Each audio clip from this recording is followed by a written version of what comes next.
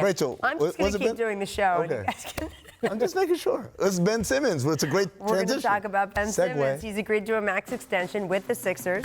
The deal is reportedly for 5 years, $170 million. A lot of baby rattles. That is a lot of money when you consider how much money Philadelphia has locked up with the 4 players on his roster. Take a look. Tobias Harris, Ben Simmons, Joel Embiid, Al Horford, all have contracts more than $100 million. Mercy. So this is their team for the next 4 to 5 years. I mean, unless anyone asks for a trade or whatever. That never happens. Never happens. Do the Sixers have a championship roster going forward, Amin? I wouldn't put them as a favorite, but that's certainly a very formidable grouping right there, especially now the big thing is who are the other 9 to 11 people on the roster, because you look at that right there and the first thing that jumps out is not a whole lot of spacing, right? Tobias Harris is a shooter, but Embiid, although we call him a stretch big, he's not a great three-point shooter. Simmons, very well publicized. Al Horford is a good shooter, but again, not the volume. I'm fine, by the way, I want to clarify, I'm fine with Joel as a three-point shooter for a big man. He's just not going to I don't think even within the context of the great shooting bigs in this league, he's not in that category. He's sub 30% or in the low 30s. If that's not good enough. We're talking about people 36, 37, 38% or higher. He's not that. Al Horford is, but on a limited number of attempts. He needs more of those YouTube videos. So a couple years. Shooting, isn't that what that's he right. You should call that up.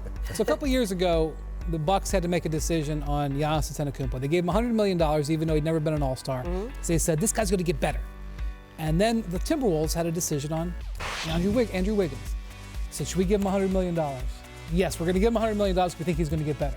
One of them went like this and became the MVP. Which one, Brian? I believe it was Giannis. Okay. The other one has flatlined and has generally not gotten better.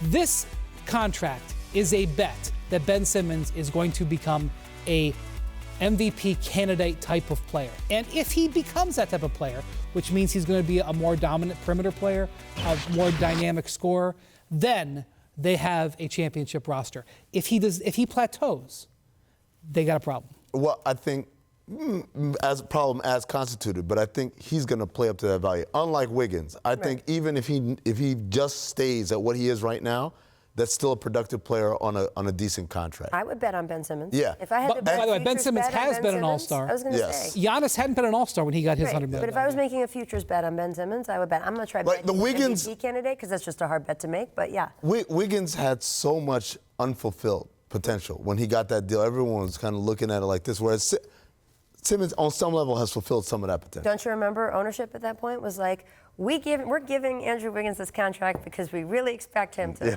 Now you'll get better now, Andrew. You promise. Didn't work so well.